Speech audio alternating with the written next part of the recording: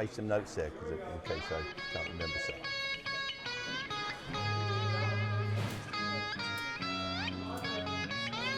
No, I'll turn it on. Don't turn it on.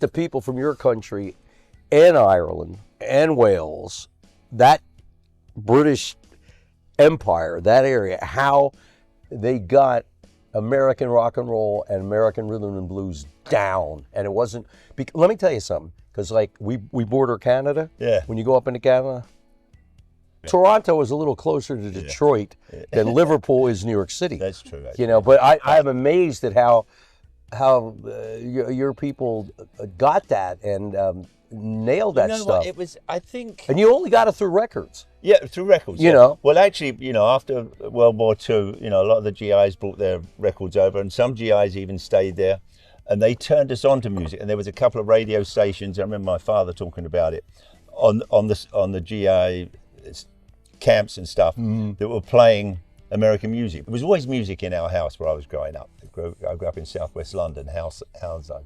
And my dad played piano a little bit, but he worked at Aston Martin's. He was a panel fitter. But it was all about music in our house. The radio was always on, record player. We had a Grundig tape player, so we could tape stuff on from the TV right from the beginning. There was always music in the house. My first introduction to blues was Muddy Waters' 1961 Newport Jazz Festival, live record. Is that the one where he's up there dancing? I don't know. I just had the record. Well, oh no, there's one visual. Is there? There's a visual of Muddy. He does this dance routine. It just almost blows James Brown away. I am not kidding you.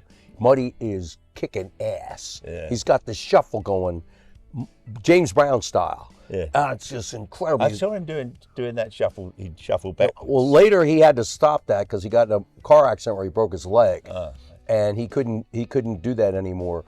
But in his early days, Muddy Waters was out there like James Brown was, like Jackie Wilson and those guys. You got to see this film, Roger, where and I think it's at the Newport Jazz Festival or something like that. I had the record, but I never saw the film. I'll look out for that. Please do. Yeah. I played with Muddy. 1977, FOGHAT did a tribute to the blues at the New York Palladium.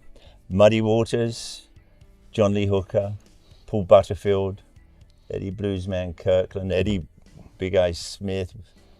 It was just magic. I'm hanging out with my heroes. John Lee was beautiful.